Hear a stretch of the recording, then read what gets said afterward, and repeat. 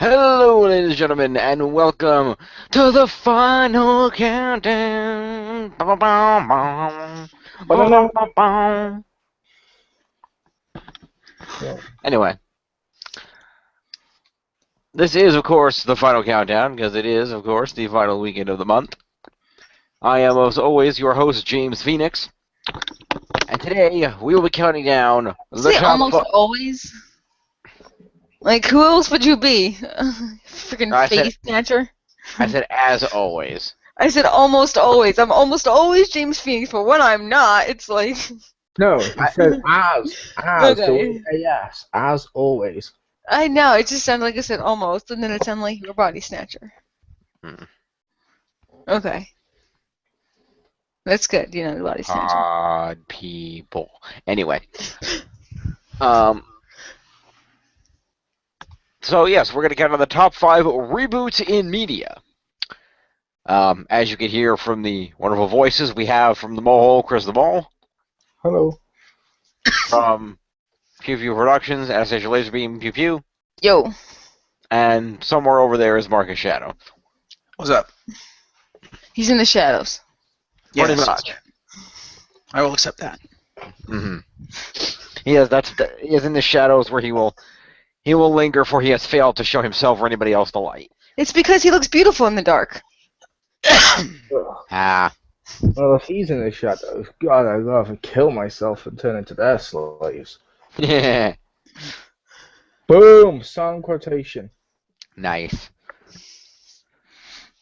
I have no idea what song, but nice. I've been watching, I've been waiting in the shadows for my time. Fair enough, I don't know that song. Yeah, it's actually called In the Shadows. That's the only reason Alright. I know. I like it. Anyway. So as I mentioned, we're counting down top 5 reboots.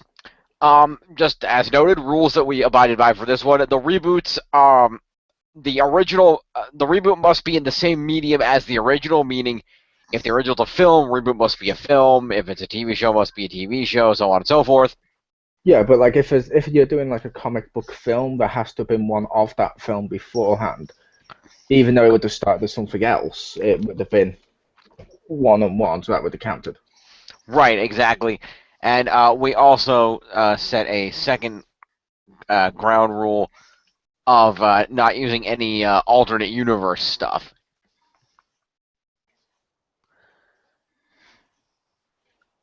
Which would mean, for example, if you were talking comic book arcs, for example, you could not use the start of the Ultimate Universe as a reboot of the main Marvel Universe, just as an example. Yep. I will say one of mine does blur the lines on that, but you will find out why. One of mine kind of does too. Two of mine are non-comic books. Well, technically, one of them's a comic book, one-ish. One of them's a TV show, or. And the one that blurs the line is not a comic book, but We'll I get to said it. one of mine blurs with the lines, but I'll explain why later. that's fine. So, Mo, why don't you go ahead and go first, since you're talking? Okay, I assume I'm highlighted on the little box, doodad? I have highlighted your little box. Good. I'm glad he Highlight- said. We're supposed to I'm have glad he said. things. I forgot. Whoops. You fucking idiot. I am an idiot. Thundercat. Alright, people. What the? Oh, nice.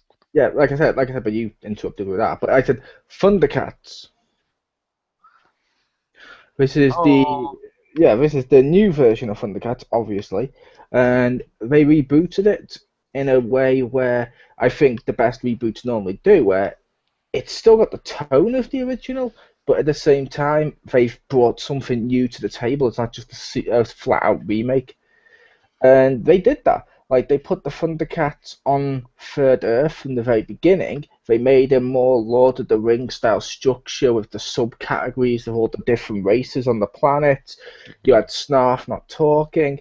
You had like each character get filled out, get like fleshed out more than what they ever were in the original.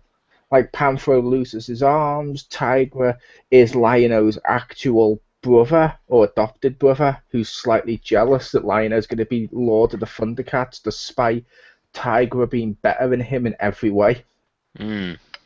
Chitara trains to be like a wizard cleric type person like Jaga, which is fucking awesome. So you got all of this stuff going on, and like Wily Kit, Wily Cat, they're not just they're the little kids that they want around. They start off as like thieves that are constantly like stealing like Aladdin and stuff on the streets and stuff, and it's cool what they did, and Nice. it just made it very real, and it made each character a lot more relatable, and yeah, that would be Thundercats people. Mm-hmm. I will question, just looking at that image you had there. I don't know if it's maybe just that shot, but I noticed that instead of these sort of omens, I see Lionel's wearing some kind of a golden glove there. He's always had the glove. Has he? Oh, okay. Yeah, but as well as the sword, he still has the sword of omens. Mm-hmm. In fact, I believe the sword of omens usually, it's the sword of omens is in the glove. Ah, okay. That's cool. Yep. Good storage. All right, let's go over to Pew next. Why not? All right. So with mine, I had My Little Pony: Friendship is Magic, the TV show, because it's a much better version than the '80s one. And it's not terrifying, and it has a lot of really great voice actors and great story writing, and it doesn't have the best fans. Why would a bunch of ponies be terrifying? Are you kidding me? Have you seen the '80s ones? If you want to like gouge out your eyes, then go look at that later. But it just that the My Little Pony ones, like Friendship is Magic, has a much more simplistic kind of art style, whereas the original My Little Ponies actually look like proper horses. Oh my god, I have My Little Pony on my list too later on. Yeah, so they don't look as cute because they're like, oh, look at that horribly long snout and your eyes on both sides of your head completely independent of each other practically. And, it's like freaking me out a little bit, And Yeah, and I said to you, Pew, that's a coincidence. I have My Little Pony on my list too. Friendship is Magic? No, when they become human. Oh, fuck that. I hate that. That's not like a freaking... That's not on my list. It's not on my list. And that's technically not even... that's like an... no, it's not an Elseworld thing, but it is its own stupid thing that shouldn't exist. Anyway. But yeah, so...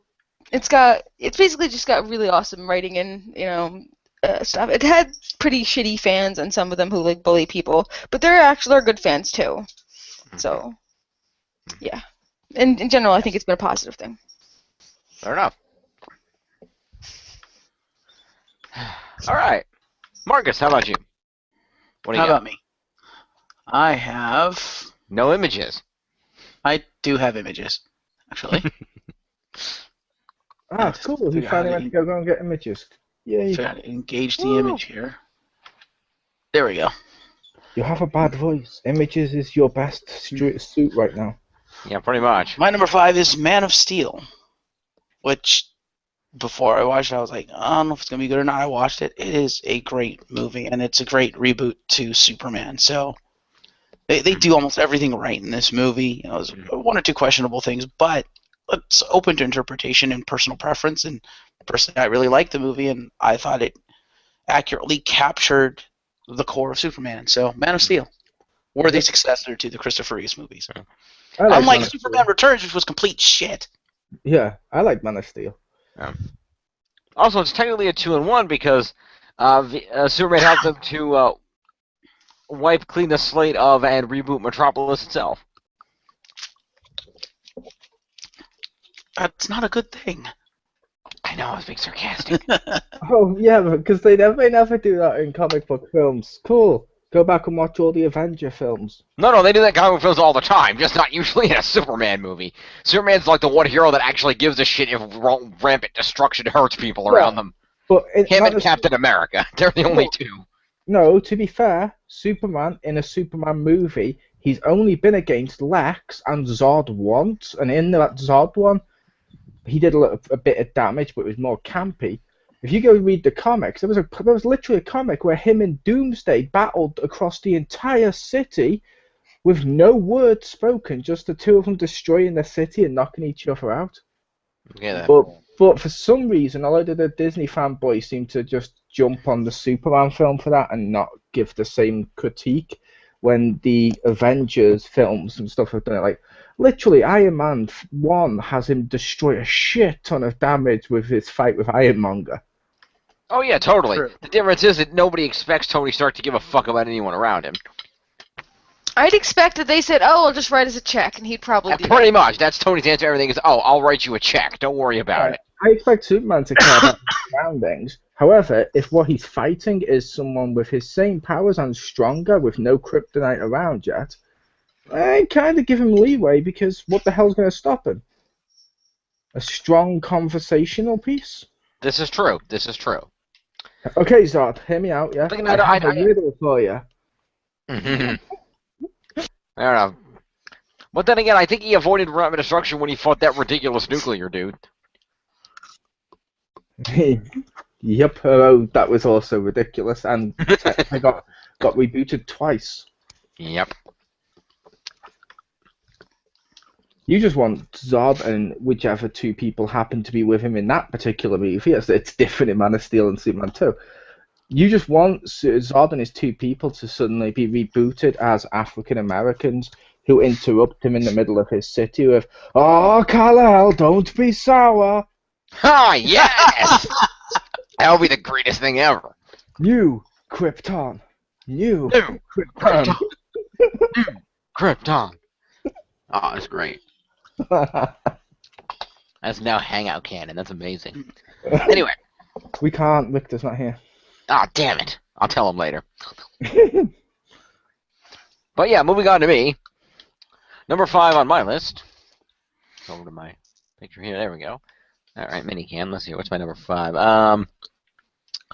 Which one am I making? I rearranged last minute. Which one did I make number 5? Let's go with this one.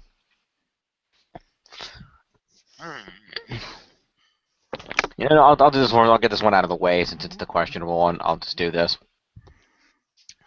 Yeah, do that. All right.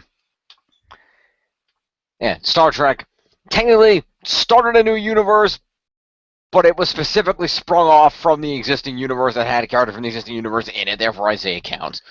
That one definitely counts because it's literally a reboot. And when you said no alternate universes, you said like Ultimate Universe and stuff like that. It wasn't that one, like you said. It carried over from the other one. It's not like it was just created as an alternate universe that ran alongside it.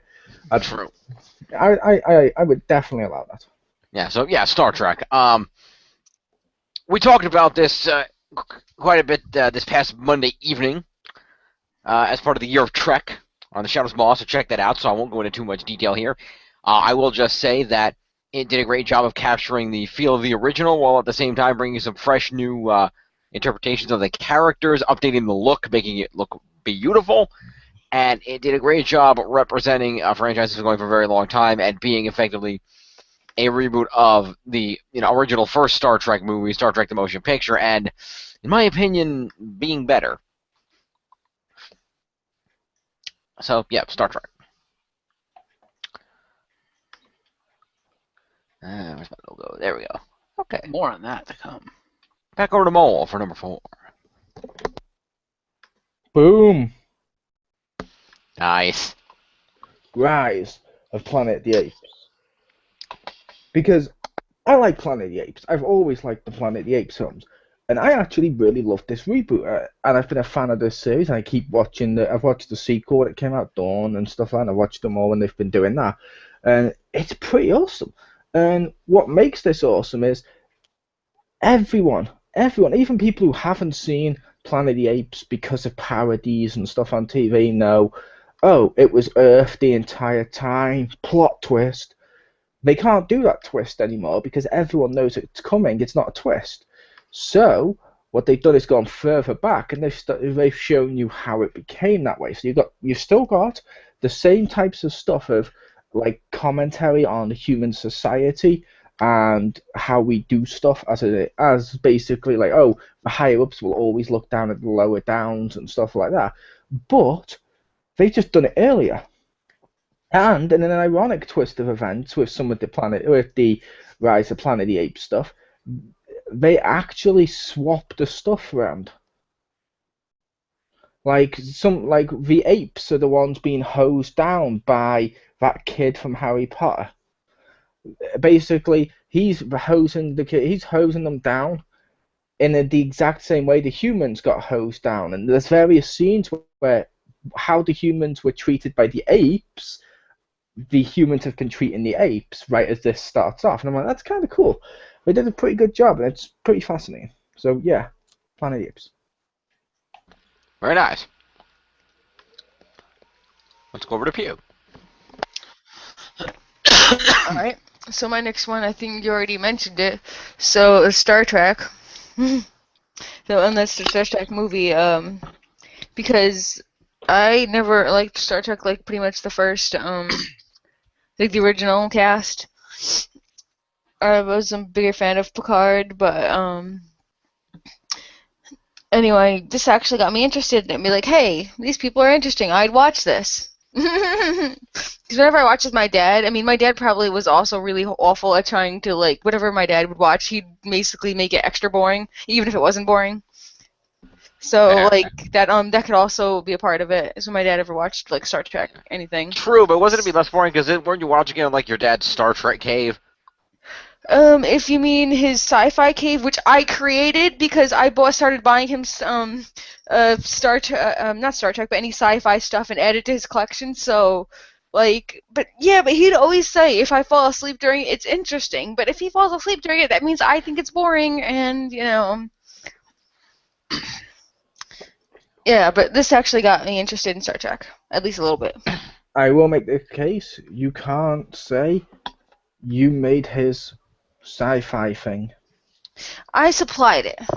You've supplied it, but he also, as you mentioned, then bought ones later on. That's like saying, if anything that's on your nerd shelf is anything bought to you by your parents, they made your nerd shelf.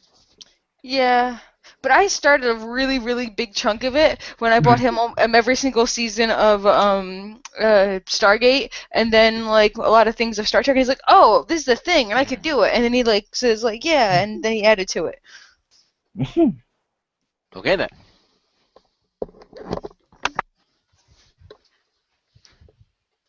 Indeed.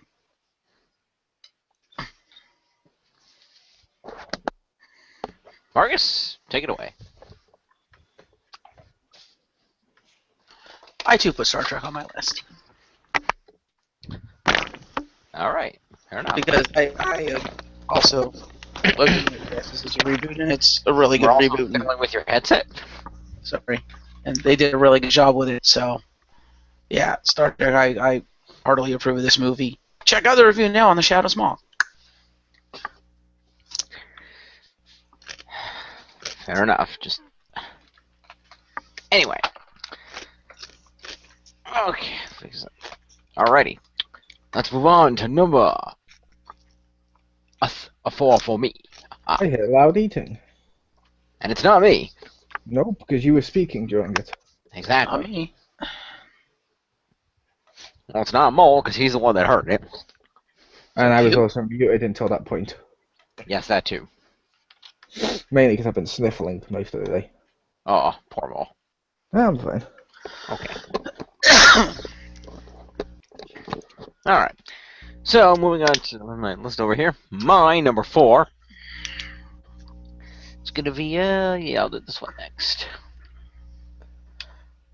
Boom! The Mummy.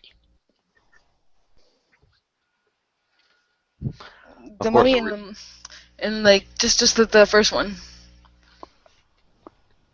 Well, it's the other favorite reboot. So this is the one that rebooted the original Mummy from, back in the old black and white days.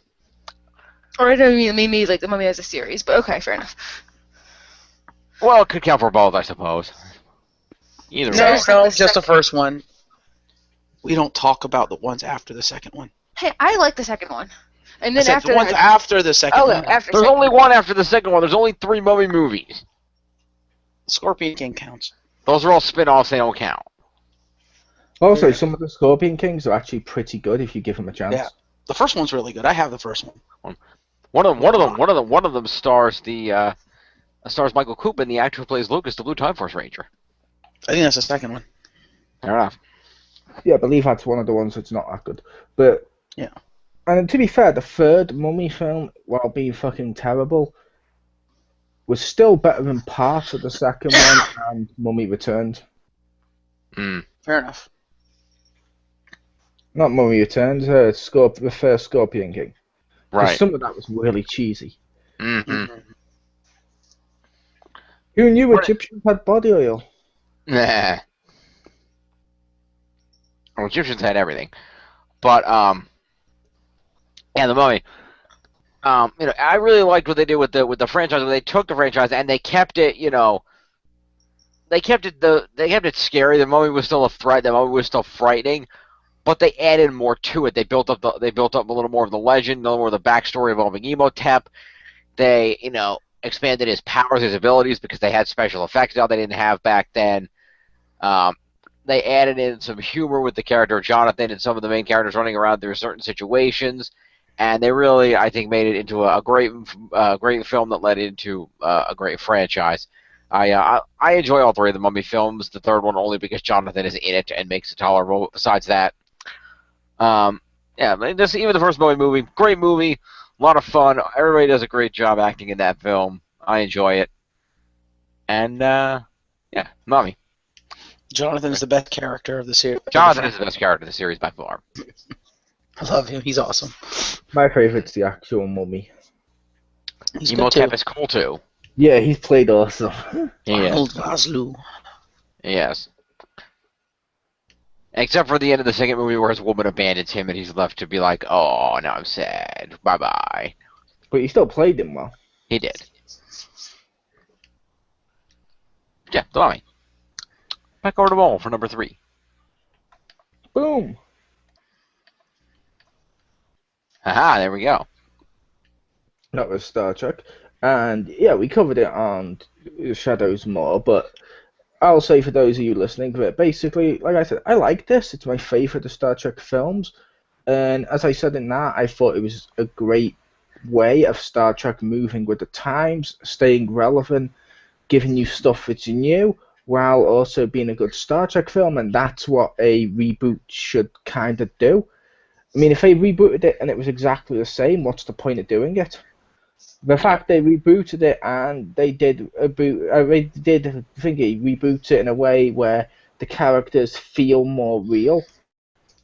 And like I mentioned, this is the era of superhero films and reboots and stuff, and for Star Trek to do one that felt in a similar tone to like the Avengers or something, it's pretty good, and it shows that Star Trek can move with the times. So yeah, number 3 was Star Trek. Nice. I approve. Over to Pew. Number 3. Alright, number 3 was, for me, the Hulk movie with Edward Norton to make up for the, I think, 2004 bad Hulk movie, in which it rebooted again. And I like the Hulk movie, like, not for lack of trying, because they keep having a whole bunch of ones. Like, let's try again, let's try again, let's try again. We'll get it right eventually, and they did. So, No, I would argue that it was definitely better than the previous one, but I would argue they didn't quite get it right because they didn't find the current actor until Avengers came around. Well, I The do Hulk like. movie. While I do like the current actor for the Avengers Hulk, I also really liked Edward Norton, and I thought he could have just been doing an equal job. Yeah. And again, I do like the Avengers guy, but I really liked him in that movie. I will say, technically speaking, it's only been rebooted once, because the first one of the Hulk movie, the first Hulk movie, well, technically you could say was a reboot of the live action Hulk. That was TV Hulk that had TV movies. That first one was the first cinematic one, so it's been rebooted the same amount of times as Spider-Man, soon to be one less than Spider-Man, less than Batman, and stuff like that. So it's like, they got it right faster. And I will say to you, Jim, the actor from the Avengers film, I don't know if you've seen the Incredible Hulk film, but I was actually better in that film. I will say he was better in the Incredible Hulk film as being on the run, Bruce Banner with the dodginess and trying to make him shifty and do all the stuff right. But one in the Avengers film plays him better if he's got people to bounce stuff off in terms of being part of the Avengers. But Fair enough. one in the Incredible Hulk film that Pew mentions was awesome. That film was great. the part where Hulk actually screams out, "Hulk smash!" was fucking epic. And and the fight with Abomination was cool.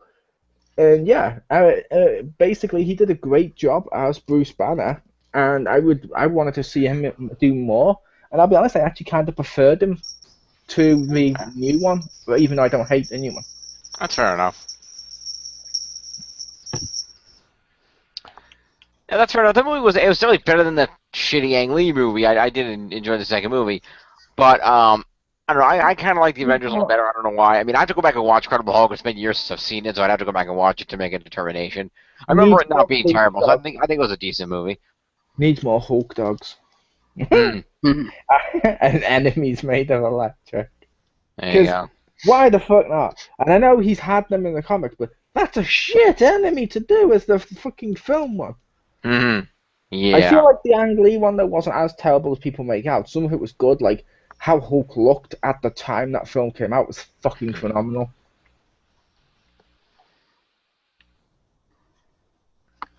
Fair enough. Because, like they mentioned, at the time, doing CGI and making a character green when they did the Ang Lee one is really problematic because what colours the screens they're trying to remove. Most of the technology was trying to like remove the green from Hulk whenever they tried to do the CGI because it's removing green and replacing it with green. And they were like, it doesn't really work, and a lot of times they end up looking out of place. But I felt in the Ang Lee one, Hulk just looked so much like he belonged in that shot that it was a thing of beauty. The Incredible Hulk film was better every other way, including CGI was better too. But I have to give the Ang Lee one props just for making Hulk. You know what I mean? Making it look like Hulk was good. Like, let's face it, the Donner Superman films weren't perfect, but they made you believe a man could fly. The Ang Lee Hulk film at least made you believe there was a giant green guy punching a dog in the face. Indeed. If only the latter film could make you believe that outside of the film, Edward Norton wasn't a douchebag. But anyway. To be fair, Bruce Banner's a douchebag. This is true. Okay, I'm okay with this. All right then, moving along. Okay, so we were that was Pew, right? I lost track. Yep, it was me. Okay, so going over to Marcus. Marcus. Dread. This was a great reboot. This was a great movie. This was Dread. Not, oh, I'm going to be Sylvester Stallone, so you have to show my face. Fuck the fact that Dread never takes off his helmet. It's like, wait, what? I'm going to say that film's good, but I prefer Dread 3D. Ha. Smug face.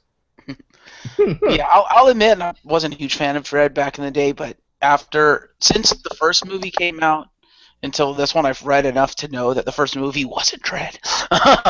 That and conversations with Mole, obviously, too. And, yeah. And then when I saw this movie, I was like, okay, this is great. He doesn't take his helmet off. You got the right actor for it. And just, I don't know, he had the right amount of dickishness for Dread. It's like, what are you doing? I'm waiting. For what? Doom, doom, doom. For her to shoot you. It's like, yeah, okay. Yep, he did a great job as Dread. And I will say, yeah, as someone who obviously grew up with Dread comics because English, and I don't mean, oh, haha, we're better than you guys for that. I just mean literally, obviously with it being made here, they were pretty big deals when I was growing up. And I loved the Dread comics. And yeah, to see the first film, I'm like, looks okay. And I think the look of the first film may have been better than the look of the second film. Okay. Because they got the uniform more right. Because the second one, they had to make the uniform more wrong, so it didn't look like that. Right. However, the tone and everything else was so perfect, and I'm okay with costumes not quite being 100% accurate on the screen, as long as they've got resemblance like that. It still resembles the comic, and that's fine. Yeah, as long as they look close enough. Like, when I go to see Spider-Man in the cinema, I'm okay with that weird rubbery designed costume he has because it looks fucking awesome. And let's call a spade a spade. If he was actually just wearing the spandex he normally wears, he'd look fucking terrible. Yeah. He'd look like a Power Ranger, and no one wants to see that on the big screen. Ah. Back. Well, I mean, no one wants to see that compared to Spider-Man. I mean, if you ask people which one do you want to see more, Spider-Man, and you show them that Spider-Man costume, or Power Rangers and show them a Power Ranger costume, it's a given. That's why I'm hoping the Power Ranger film will do the same thing, because it doesn't work for film, is all I'm saying. Right. That's true. True, and there is precedent in the first Power Rangers movie. They did upgrade the suits to be much thicker and more armor-like so that they look good on the big screen. They did, which I still swear to this day was reused as the metallic armor later on and was not just a shitty effect as it now appears to be when I watch it nowadays as an adult. I'm like, no, it was brand new armor. It looked armor when I watched this. When I watched it as younger, I was like, oh god, that's brilliant. It looks like the movie costumes. Whoa. Then when I watch it now, I'm like, how the fuck did I fall for this? Like when I watch it and Rita's like, and my mouth's going all the way up and down, and it's like, yes, Goldar. After it's moved up and down enough to have like a whole monologue, and it's just yes, Goldar. I'm like, I fell for this. What? Scary. Alright. So moving back over to me. But yeah, Dread. Dread is awesome. If you people haven't seen it yet, check it out. Also, check out the review. I believe that was a Shadow Small review. Why not? No, I'm relatively sure that was a Comic Zone review. Yeah. Was it Comic? Okay, check it out on the Comic Zone. It may have been, but either way, it was still cool. It's on the X-Pound somewhere. You can find it. Hello? Hey, I'm all. He talked Oh, over okay. you. We do hear you. Oh, okay. I wasn't sure if anyone heard me when he interrupted. Sorry. But yeah, I was saying, yeah, it's still good, and people should still check it out. Unfortunately, it's not going to get a sequel because too many passed on it. But yeah. Aw. That's too bad. And because Carl Urban is playing too many iconic characters at this point, Yep. He is, but he could have easily done both. he could. I mean, all of one iconic character at this point. Well, let's see. He's playing Bones, and I'm pretty sure there's at least one other he's playing. I don't think of it off the top of my head, but I think there's at least one other role he ended up in like that. Pretty sure he's only playing Bones, but okay. I'll look it up later. Anyway. Alright. Back over to the final countdown. This is going to be a little controversial. There may be some debate as to whether this counts. Fuck you in But- advance. Yeah, fuck me in advance. and No, sideways. thanks. And not only is it controversial because of the topic, but it's also controversial because it's a tie. Ah. Oh god, it's gonna be. You're gonna put Monsters in, can't you, for being a reboot of Real Monsters? Ha! No. And that wouldn't count anyway because TV showed a film. This wouldn't count because it wasn't a reboot. It's just a rip-off. True. Ha! But anyway, no. Mo happened to mention it a short while ago.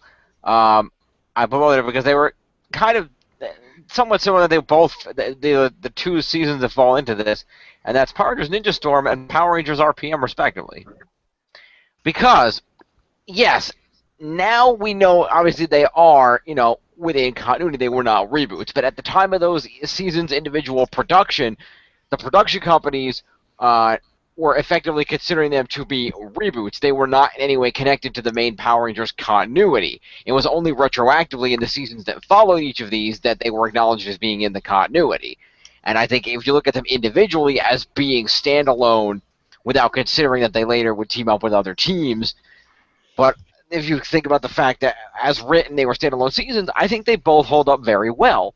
Ninja Storm, in that it established, a reason why these teams will be particularly good at martial to what they do, and established the first, one of the earliest instances of the unique, I don't want to say genetic, but unique personal powers that we saw in a lot of later seasons, especially during the Disney era. And they used them to great effect. It established that in that universe, the Power Rangers were, they were only a comic. They were fictitious in that world, only to become real now. So they eventually established it's supposed to be a separate thing. And they did a great job combining the drama of, all your friends being kidnapped and you being responsible for saving the world, with an element of comedy of your mentor is a guinea pig and the evil guy trying to kill you likes to put on a sweater and host a cable show. I will And say, constantly break the fourth wall. Ninja Storm was good. RPM was a piece of shit, but Ninja Storm was awesome. I did like Ninja Storm. That's fair enough. I liked RPM only because it went so far out of the box compared to what had happened before. You went from the established continuity, villains show up, Rangers fight villains, everyone yada yada, to world has been destroyed, robots taking over. Yeah, it's a Skynet ripoff, but It's a Skynet ripoff, and within 2 episodes, it goes back to villain shows up, destroyed swords. Villain showed up, destroyed swords, and I was like, oh. Well, it was always going to have the formula, but the fact that they were in this one domed city, the fact that the world outside was destroyed, and the fact that they took what was a source material involving these very friendly-looking suits and these giant vehicle Zords with eyes that used to talk in the source material, and turned it into that dark, gritty world, and brought in the character of Dr. K, the best character in the whole season, and really was just what they were able to do to make that dramatic and just darker than a lot of previous Power Rangers seasons. I thought they did a really good job establishing that as being a unique, different world. There's never been Power Rangers here, and the world has been destroyed. And that's why this is the first Rangers coming to save the world from literally the brink of destruction. Like, they're coming from the point of they've practically lost and have to, from the word go. And that was kind of different. I like that. See, I thought it was a really long time since my turn. Yeah, but anyway, I thought with RPM that it was basically, I thought they did it really lazily. Like, oh look, the bad guy has a lollipop in his mouth to make him seem badass, because there wasn't a famous detective that did that. And it's like, oh, okay, oh, the main enemy, oh, it's just Skynet. Okay, you're mixing things up. Oh, it's the same formula. It's like, really? It felt like when WWE does stuff of like, RPM is as different to the regular Power Rangers as John Cena defeating 5 dudes on Raw is different to when he does it the next year because he happens to wear a different shade of red or green or whatever his t-shirt is that month. And it's like they just made it as generic and as shit as possible, and people ate it up, and it annoyed me. Because people are like, oh my god, references! Nom nom. See, I disagree. I didn't think it was that generic. I thought it was unique and different, and how they had a lot of character development and a lot of great stuff in it that we hadn't seen in a couple of previous seasons, and then they did a really good job making it its own thing, particularly because Disney told Eddie Gazelle, and hey, we're canceling this when you're done anyway. It doesn't matter what you do whatever the fuck you want. We don't care anymore. And that's why you got really good. Where it got screwed a little bit is the fact they fired him halfway through, and Judlin had to finish the season, and it kind of crapped out a little bit, but it had a really strong start. Overall, the premise was great. In particular, Dr. K and her backstory. That was the highlight of the season in particular. That was really good. Yeah, fair enough. But, I agree to disagree. I found like Dr. K and stuff to just be one of the most one-dimensional characters we've ever had in Power Rangers. Really? Yep. How? Just the way she was written, it was like, oh, okay, you're trying way too hard to make us go, woe is you. Cool. You're the emo. She was the emo, yeah, but you would be too if you were kidnapped as a child and basically never had a childhood and were forced by, evil scientist people to just use your massive genius to build weapons and do shit shit like that all day. And your only 2 friends that you ever met you thought died in a massive facility explosion, and you created the virus that destroyed the world. Yeah, you'd be pretty emo too. I would argue not necessarily. There's been stuff where they've had that exact type of stuff, like in Terminator, and they don't just suddenly turn into a one-track mind of being just completely emo. They actually become 3-dimensional characters. I don't think it was totally one-dimensional. I think they explored her emotional background well and helped her grow out of the one-dimensionalness that she had become, yes, but the point of the season was that she was growing back out of that, learning to show emotions, learning to refer to the Rangers by their names and not their colors, learning to open up and be a person again and not be that one-dimensional, I am the serious doctor thing. That was kind of the point. But I thought she hadn't changed by the end of the series to the beginning, besides a tiny little bit, and it was as different as when Billy stopped using suspenders and still did technobabble. Agree to disagree. Yep, but I did like Ninja Storm. And Ninja Storm is great. Yeah, that did a great job of changing things up a little bit and being what would have been something new for Disney, just to give ourselves something different. And they canonized it in Dino Thunder afterward, but it was a good season on its own. All things said and done, they did a good job with that one too. So yeah, the 2 Power Rangers quote unquote reboot seasons. Bringing it down to number 2. Let's go to Mole. Okay, and this was actually on my list in this order before you come back in. But I will say, if you think that was a dark, gritty, well-made reboot, look away now. Because yeah, that's a dark, gritty, well-made reboot. And that is Batman Begins. More on that later. Mm-hmm. Or more on that now as I'm speaking. Mm-hmm. You didn't interrupt me with that, but yeah. Basically... Interrupt anything! Okay, again. But yeah, basically, with the Batman Beginnings, I thought that was really cool. And they did something they haven't done with Batman before, because they actually said, okay, there's a big chunk of his backstory missing here. Let's explore it. And they actually explored it and dragged it out and showed him training. And it was just really well made. And everything about that, like, it took it, what was a little silly at times in the last film had been Batman and Robin, and essentially went from bat nipples to that realistic design and how realistic all the stuff in the universe was. That was just really fun and really great, and it was really well made.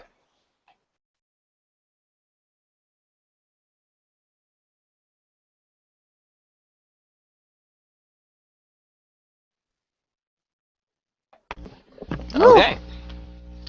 Let's go over to Pew. Alright, mine is Ninja Turtles, the Nickelodeon one. Yay! Nice. Because it's actually really good, and surprisingly good, because I saw it and I thought it was going to be shit, but actually it turns out it is amazing. So, yeah. Woo! And it references the 80s one, and I don't know, I really love it. I love all the voice acting, and they have like 3D, I guess this is like 3D modeling and like anime style, but all like the backgrounds and a lot of the like not cutscenes, but like they have like some kind of cutaways to like hand drawn stuff, so that's pretty cool. And I like their use of mixed I guess not, is it mixed media? I don't know, mixed art styles. There you go. Yeah, like a mashup. Yeah. That series is fucking awesome. Yeah. It is. I almost had either this or the 03 on my list, but I said, you know what? I know at least one other person's gonna have Ninja Turtles, probably more, so I'll leave it off so I can put something else on there. But Turtles is definitely awesome and definitely worth mentioning. I will say I do not have that on my list. Fair enough. I figured somebody would. So Pew got it covered. Yeah. All right. Let's take it over to Marcus Shadow. I was muted. Absolutely. That's right. The Amazing Spider-Man. This movie was great.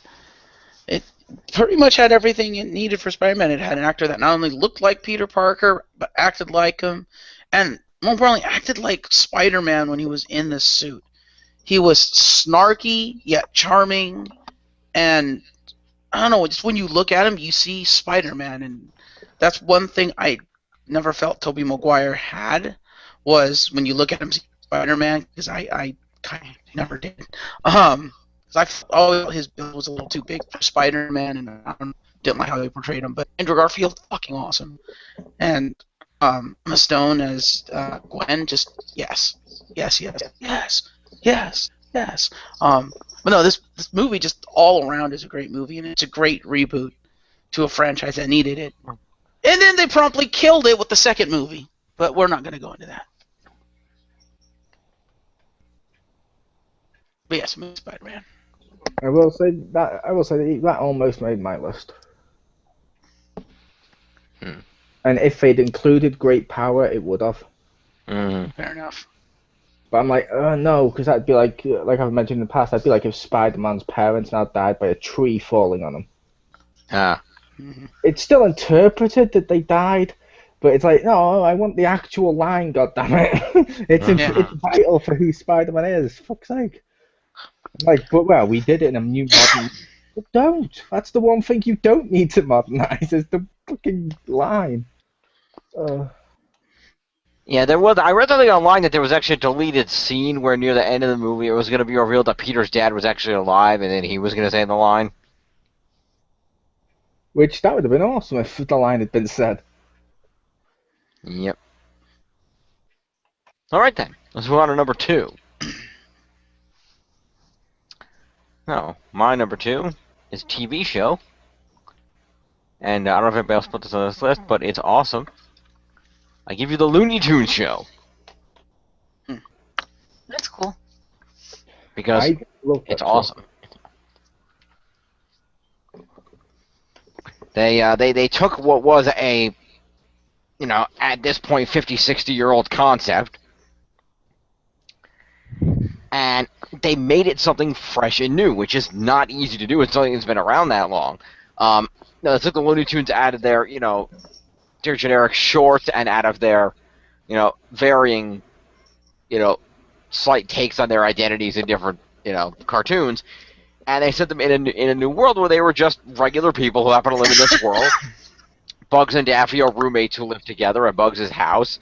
Their neighbors are Yosemite Sam and Witch Hazel and these other people, and they just interact and hang out and do zany stuff together. Most importantly, particularly, they fleshed out the character of Lola Bunny in the bottom right corner there, who up till this show came on the air was basically known as that sex appeal rabbit for Space Jam. Whoa, no. No, she wasn't. She wasn't? Baby Looney Tunes and a load of other stuff a bit after Space Jam, she was actually the most intelligent member of the group and was actually really well to put together. And she was sort of like Gwen was in the Amazing Spider-Man films, of that sort of intelligent, well put together girl. Oh, okay. Baby Looney Tunes for the win. Fair enough. I never watched that show. But I think most people colloquially only remembered her for being from Space Jam, unless they happen to watch those particular shows. But this came out, and this gave a whole new interpretation on Lola Bunny being voiced by, I believe it's Kirsten Wiig, if I'm not mistaken. It's Kristen. Her name is Kristen. Get it right. Kristen Wiig? Alright, fine. I thought it was Kirsten. Anyway, who does a great job voicing Lola, and they introduced her initially as this kind of, as a stalker of Bugs Bunny who was, obsessed with him and acts crazy all the time and doesn't totally understand what's going on, but then developed her into a more full character as the show went on, and that was pretty neat.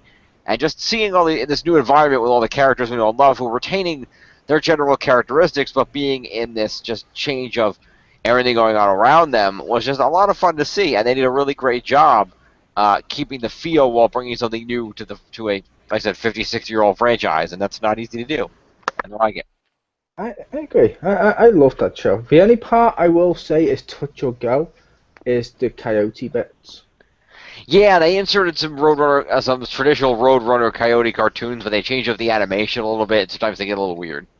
Oh, I was okay with them changing up the animations. They look beautiful. My problem is when I watched it, one episode he was Iron Man, the next one he's Batman, another one he's someone. I'm like, no. Wile E. Coyote and Roadrunner were not about pop culture references. It was about him going from point A to point B, trying to catch him in between. That's all you need. You don't need pop culture references. You just need Coyote trying to catch Roadrunner. That's all we need. That's our laughs. True. Very true. It just annoyed me with the new one where they kept throwing in like, oh look, now he's got Iron Man armor going, and I was like, no, fuck off, stop this. True, but I would like to point that even in the earlier cartoons, there were points where he tried to, he bought he'd buy a Superman suit and tried to fly after him, or there was one time where he had this big green suit that's sort of an Acme Bat-Man costume. There was. So they haven't done a few references here and there before, but yeah, they did a lot more now. Yeah, like I said, there was some in the past, but my point was, they did 3 episodes on the run where each time he was a different superhero. That's ridiculous. Yeah, a little bit. They should be sparingly oh okay, Yeah. But I loved the rest of it, like Lola Bunny and the songs, the music. I'm surprised you didn't mention the music, That's Jim. right, the music. I forgot about it. Yeah, they all kinds of great songs. They're so much fun, particularly Lola's President's Day song. Mm-hmm. I liked Lola's song about singing about being in love with bugs. That song was fun. That That's a was great one something too. hilarious. Also, gotta give props to the Elmer Fudd grilled cheese song. Yep. Good times, good times. And the song I wanted to give Simon from the Two Happy Gophers. Ah, yes. Ah, so much fun. All right, so that's my number 2. Let's go down and get the list for the number 1s. Let's start with Mole. And like I said, I did not have the new Nickelodeon Ninja Turtles on my list. Boom! 2003 Ninja Turtles. Teenage Mutant Ninja Turtles, You said you didn't have it in your list. Turtles. No, I said I don't have the Nick show on my list. This is the one before. This is the one before the one before it. And that's weird. There was one in between? In between, because this stops, it then gets named Fast Forward, and Oh, Fast God. Forward sucked, but that doesn't count because it's a different name. That's like saying all of Power Rangers is equal to Samurai because it's Power Rangers something. It's not True. that one season. Boom, it's allowed. And after that, they went back to the sewers, but it wasn't enough to save them. But this one, 2003, I watched the 80s Ninja Turtles, and the thing people forget is the first season was okay, the second season was sort of okay. After the third season or so, it started getting fucking ridiculous. And by the end of it, there was aliens who were basically like overlords sat there in a chair while the turtles were turning into Hulks. And I have no problems with the aliens, because obviously we saw like Krang and stuff, that's fine. But this one, Count Drag, or whatever the fuck he was called, he was a horrible character. But anyway, Ninja Turtles, and I read the comics after the 80s cartoons. I read the comics. I realized how great a series Ninja Turtles was, how true to the comics it should have been, because that was a parody of like Daredevil and stuff. And then ninjas, they don't need like turtle blimps and stuff. So, and I see this one, and then yeah, I loved the 2003 Turtles, and they did stuff like they continued some of the stories from the comics and ones that were planned for the comics but weren't actually used because that particular line had ended at that point. And I'm like, that's awesome. And the reason I say this was the controversial one is because technically, thanks to Turtles Forever, there is a Turtles multiverse. But I'm like, I don't think that counts in the same way of, like you said, Samurai. The fact, oh, that's not my RPM, because they canonized it in Samurai later, doesn't change the fact at the point it was out, it was a reboot. Yeah, And no, to be fair, this is a reboot. That was just a crossover between reboots. True. And you do always have to give the 03 series credit for having, still thus far, the best Shredder. It Jim, does. I love that. You'll have your old image up. Oh, I didn't pull my image back. Sorry. Yeah, that's fine. But yeah, I agree. This one had the best Shredder. The new Shredder is pretty close, but this one had the best Shredder. Great interpretations of all the characters, and I'm sorry, it had the best theme song. Heroes counting off. 1, live by the code of the martial arts. 2, never fight unless someone else starts. But yeah, that was 2003 Ninja Turtles. Fucking awesome. It's a great show. I like Turtles Forever. Anyway. Yeah, you'll notice something with Turtles Forever. What's that? Do you notice how tall the turtles are from the 2003 one? Compared to the 1980s Turtles, they were pretty tall. And yeah, that's not their 2003 designs. Yeah. Because of how the series progressed, and that was their designs when they went back into the sewers before the Turtles Forever one started up. So basically, they had a slightly different design, but it's the same universe. It's just not the same. It's just the 2003 one obviously would be separate to Fast Forward and Back to the Sewers in the same way as, like I said, like Power Rangers each season. But yeah, they used the Back to the. That's why you'll notice the ones I showed you there are more turtle-like than skinny ones. I prefer that design. I did prefer that design. Fair enough. Let's go over to Pew for our number one. My number one is X-Men First Class. Nice. Because that was, freaking amazing. And just all the acting, writing, it was just so great. And it was a win on so many different levels. And like I said, the actors, the writing, story, the whole thing really came together. It was just, freaking amazing. I do like that film. I would have put that on my list, but I wasn't sure if it counted. I thought it counted, right? I wasn't sure, that's why I didn't put it on my list, because from the very beginning, they kept saying mixed things. So sometimes I'd say reboots, other times I was just saying prequel, so I wasn't sure whether or not I'd count, but regardless, that's still a great film. I thought it counted because it kind of at least rebooted the origin. I don't know.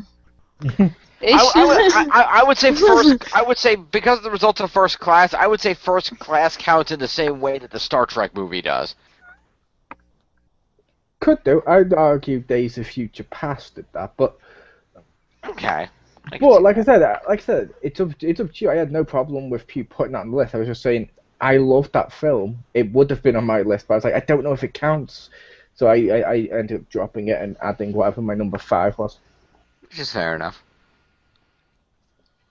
I love thinking Days of Future Past and First Class, that universe. Also, we finally got to see live action Emma besides a brief cameo in Wolverine Origins. Yes. Because I like Emma Frost. Indeed, great character. Emma Frost is cool. No pun intended. She doesn't have ice powers. No, but her last name is Frost. True, but it's a pun on diamond. Yes. Because diamonds are sometimes referred to as ice. Yeah. And thus it becomes weird. Like, her and Iceman together could constantly exchange puns and just see someone be like, no, this isn't how this should work. What killed the dinosaurs? The Diamond Age. No. I was going to say Rocky Balboa. Nice. No, what killed the dinosaurs was Thing from the Fantastic Four punching one in the face. Yes. Hashtag Shadow approved. There you go. That doesn't get brought up enough. The Thing punched a dinosaur. Why does that not get brought up enough? Like I mentioned a while back of that being a running joke with a load of fans of he punched a dinosaur. Surely that should change something. Good times. Okay. Well, let's take it over to Marcus Shadow for his number 1. Alright. My number 1. There it is. It's Batman Begins. Because this one did everything right. I mean, it got an actor who could portray the role, look the role, sound the role. I mean, he basically played 3 different characters in one movie. I've always said the movie came out that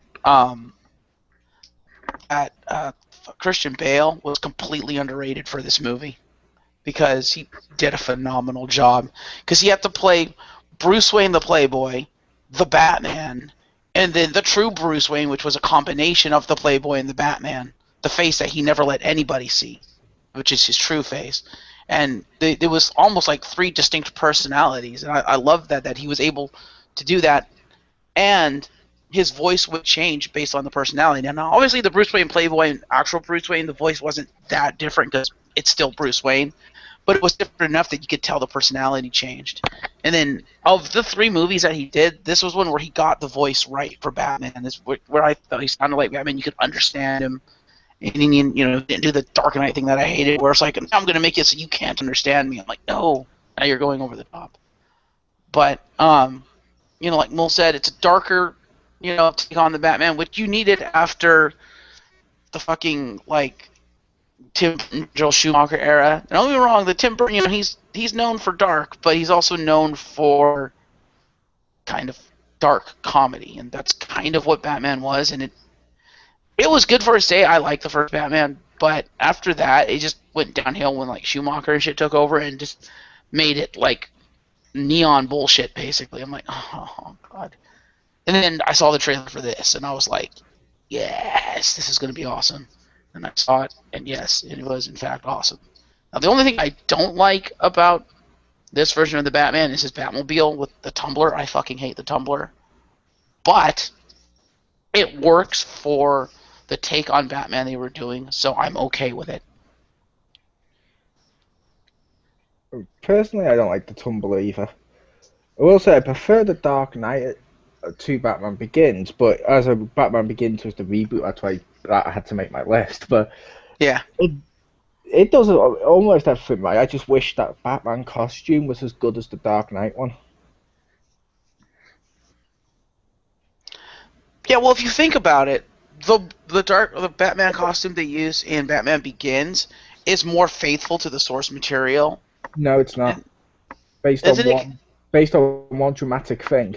What's that? The way they built the cowl, as was evidence in the film, by how he acted, and they also said it themselves, he was incapable of turning his head. The master of martial arts and aiming can't look left or right. He would get slaughtered on the field.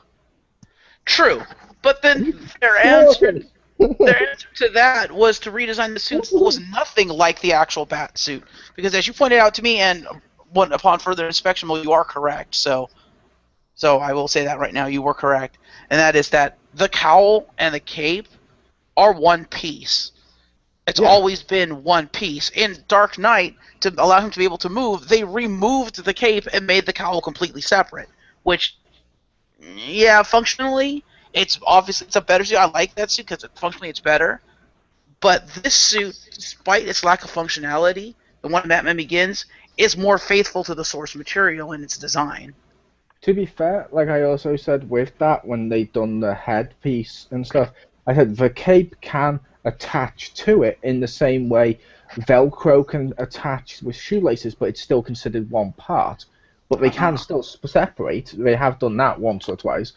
And I thought, like I said, both costumes were good. And like I said, he got the voice better in Begins, but I feel like he got the voice better in Begins, but if he wore that costume, he'd be slaughtered. True. I could agree with that. Yeah, like I said, functionally, the costume was terrible. Well, what's so terrible making him as blind as a bat? Oh, that's right. He's although one could argue that at that point they had God-modded Batman to the point that you could say, what's that? Not in Begins, they didn't God mod him. No, I'm just saying in general, the character of Batman, they had God modded him to the point that you could say he didn't need to be able to turn his head because he could anticipate the moves. He knew what was around him. Like, you could effectively say he basically had the Daredevil sense, so he didn't need to turn. That's why he could block precisely and counterattack. You could also make the case of, well, his voice, while we didn't understand it, maybe he's just talking so fast because Batman himself, with all his training, is moving faster than a normal human could, as he's done in comics before. Wouldn't that make his voice high-pitched? No, he hasn't gone the same one. He hasn't gone as fast as Flash, but he has gone faster than, say, Captain America would. I'm saying, but if you talk fast, your voice would sound high rather than low. If you talk slow, your voice would be low. Technically, the idea would be we were hearing it slower because he's having to slow it down for us, and therefore wouldn't be able to adjust. So instead of hearing it like this, would be hearing it like this. I guess. Okay, yeah, that's got modded. I find it hard to believe he would be able to surpass Captain America, considering Captain America is supposed to surpass human limits. It's supposed to be human at their peak. So is Bruce. That's why before now he's managed to outrun an Olympic athlete. Outrun. And this is the character all the Batman fanboys kept saying for years. Superman's the God-modded one. Oh, Batman. Yeah, poor Batman. He's still my favorite superhero of all time, and I love Batman Begins. He's Batman not a Begins, superhero. no hero. Batman Begins, though. First of all, okay, his movie he may not be superhero, but his movies would still be considered superhero. Batman Begins is still my favorite superhero movie of all time so far. I don't know if you'd consider his film superhero, or if you could, if he's not a superhero, if you would have to consider him action. It's my favorite comic movie of all time. There. Can't argue that. Boom! Well, technically, it's not actually based upon a comic. It's based upon multiple. No. True. I'm kidding. Yeah, I have no problem with people calling Batman a superhero. I just always laugh whenever they do, because they're not. Because normally the same ones that correct on. When there's normally someone to say Batman's a superhero, are the same ones that if you say, well, the best hero Earth has is Superman, they'll go, he's an alien, so therefore everything about him isn't good for Earth. It's like, fuck off.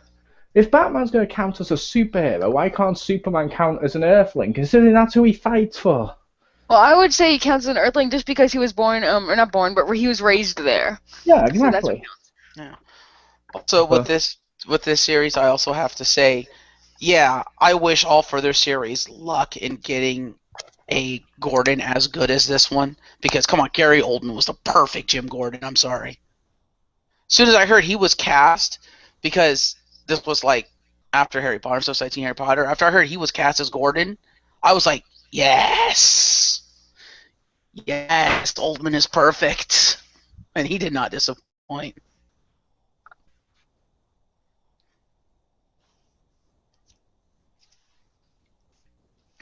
But yes, Batman Begins. Back to Jim. Alrighty. And wrapping it up. My number one.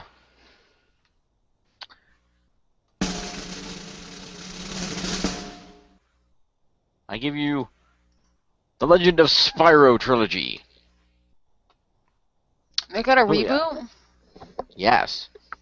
I didn't know that. I thought it was just, I'm still thinking of the PlayStation one, so what's the new reboot? Well, no.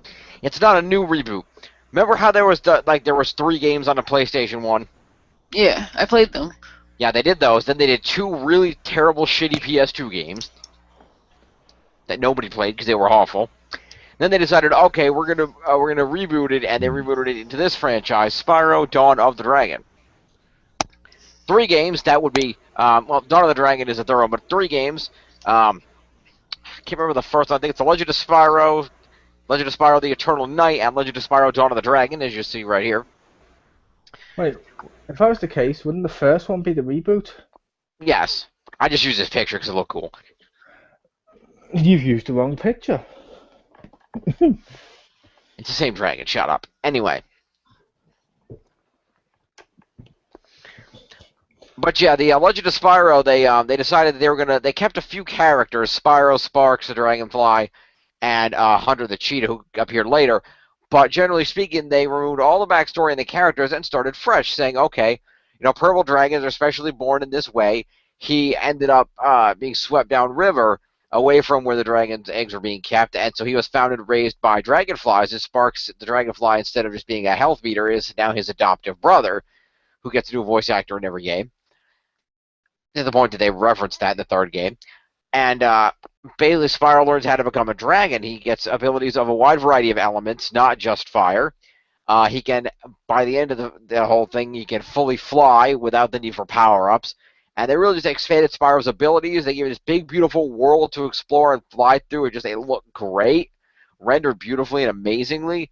Yes, and the story itself, just the way they wrote this cool story about the first villain was Cinder, an evil dragon who Spyro was fighting, an evil black dragon, only at the end for it to be revealed that she was actually under the control of a greater evil, and that she herself was one of the rare purple dragons like Spyro, and that she becomes an ally to Spyro and inevitably a playable character later down the line. And really... She's playable in Skylanders. She is, yeah. Skylanders was the 2nd reboot. I haven't played those, so I can't count that one. It was me, Spyro. It was me all along. Mm-hmm. And of course, the notable evil is Malefor, the great evil red dragon.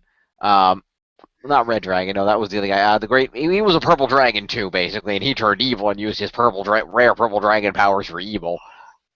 Oh. And overall, it's such a really fun trilogy of games. I wasn't sold on it at first. When I played the first game the first time, I wasn't totally sold on this because I was so loyal to the original trilogy. But as I played it more, as I experienced the world, as I built up my characters, as I went through these beautifully rendered worlds, these variety of areas, I realized how much work went into these and how amazing these games were. And when I got to, I don't know, I'm technically jumping ahead a little bit, but when I got to the end of the third game, and you have that, there's this big build up where you go to this final series of stuff leading up to the boss battle with Malefor. The way they built it up, it felt not just like an end to this trilogy, but an end to all the Spyro games. Even though it was rebooted, it felt like a proper end to what were straight up platform Spyro games before he moved on to Skylanders. So it really was a great reboot that really expanded Spyro's legendary. It gave him a really good ending for what as of now are the final of these standalone Spyro games. And just really, I love the trilogy. If you get a chance to go play it, the first one will pull you in, and I think you'll really enjoy it. It's got a great voice cast, by the way. Gary Oldman voices Ignitus, the lead dragon that Spyro knows is like advising him on how to be a dragon. Ignitus is the dragon of fire. And there's other dragons of lightning and ice and things that teach him other powers. Spyro himself is voiced by Elijah Wood, which is great. He does a great job with that. Sparks the Dragonfly, like I mentioned, gets different voice actors. He was originally David Spade. I believe he was Billy West in the second game, and in the third game he became Wayne Brady. So, go figure. But yeah, there's a lot of great voice acting, a lot of great characters. Just it's so much fun. I love them. Spyro's awesome, and this was as I played it, I grew to understand this was a worthy successor to the original trilogy that I like so much. Still, seriously, fuck the PS2 games. I will say, yeah, that did seem. I mean, from what I remember of that game, it was pretty damn fun. And I will say, for the record, technically speaking, I don't know if we could count Skylanders as a Spyro reboot or not. Fair enough. The reason why is normally with reboots, it's a case of, it's rebooting the franchise, but with Skylanders, it's taken that character and a couple from the Spyro games, but they've added loads, and they're not telling the same Spyro stories. In fact, the stories are completely unrelated to Spyro in almost every single way, and he's just a Skylander. So I'm like, I don't know if it would count, because to me they're more like, like the Smash Brothers games. Like every Smash Brothers game isn't a reboot of Zelda, Mario, and all the other series in it, like Metroid and stuff. They're just cameos from those characters. Fair enough. I can see that as well. That's why I was just saying, in case I was also letting you know, in case you bought the first Skylanders, which you can do, it is pretty cheap, but don't buy it for Spyro and expect a Spyro game. Buy it I understand. Actually, a platforming game that has a little Spyro in it. Yeah, I understand. Actually, if I wanted to play that, we have it at the one of the libraries I work at. I could rent it. How can you what? How can you rent that game? Does the library also then rent the figures with it? And the portal. And the portal. Yes, it's the complete starter kit. That is a stupid thing to rent out, because people will easily break or lose those figures. We know it hasn't gone. That's why they have not bought any more of them. Had I been working there before they purchased it, I would have advised them not to do so. But they bought it before I got there. But yeah, it's the original one. It's on the Wii, if I'm not mistaken, and they have a little bag. It has the portal, the figures, whatever. I guess it's Spyro is the one that comes with the starter set. Maybe another one. I don't know. No, I was saying to you, if you wanted to get them, you could probably just go and pick up one of the previous series of like Giants or the first one or whatever, dirt fucking cheap on Amazon, and be able to buy yourself whichever figures you wanted, like Cindo and stuff. True. Pretty cheap. I mean, and plus, even if you didn't like the game, it would probably mean a lot more for you to have your own Spyro sitting on the shelf and know he's mine. That is true. That is true. He's my legendary purple dragon, as seen in the reboot game Dawn of the Dragons, apparently, or Dawn of the Dragon, apparently. Haha. We all do accurate pictures. Mm-hmm. like I said, I was looking for a cool picture. I couldn't find a cool picture of the original game. I said, this looks badass. I'm going to use Yeah. this one because, yes, the first game was officially speaking the quote-unquote reboot, but it was one continuous story that ran all through. Well, you failed. Well, Good it's my job. list. I don't care. I know, but you always like your shows to feel so accurate. Oh, that's just got a sting with you. That's just got a sting. Oh, and he's still there. Look at him. Look, even Spyro looks sad and confused about why he's on this list. No, he doesn't. He looks proud and awesome. Shut up. He looks sad and No, not he at looks all. sad and confused. Not in any way. I think I just saw a legendary purple tear go down his cheek.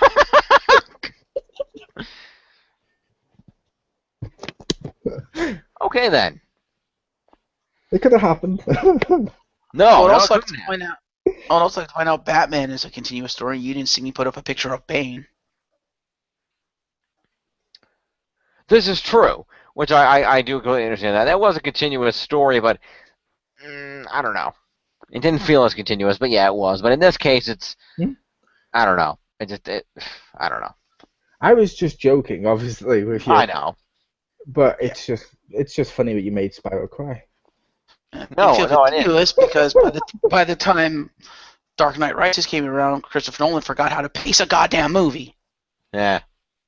To be fair, it's not as bad as we first thought. I will admit with that for people listening, because like I said to you, when I went back and rewatched it, I thought the pacing wasn't that bad, actually. The only reason that film is more terrible in comparison is just because The Dark Knight was so perfect that this one just couldn't live up to it. I would say Dark Knight Rises is almost as good as Begins. Not as good, almost as good. So it is a worthy sequel. It felt flat compared to what we just had. Mm-hmm. Because everyone went in there expecting, oh my god, it's going to be like The Dark Knight. Well, hello, Mr. Batman. On Gotham's ashes, I expect you to die. Ah. It's like, really? Yes, really, really. Dave? But it just, you know what I mean? It just wasn't as good as... Yeah, it just yeah. wasn't as good as the previous one, which you sometimes get, where the sequels aren't as bad. Yeah, yeah, very true.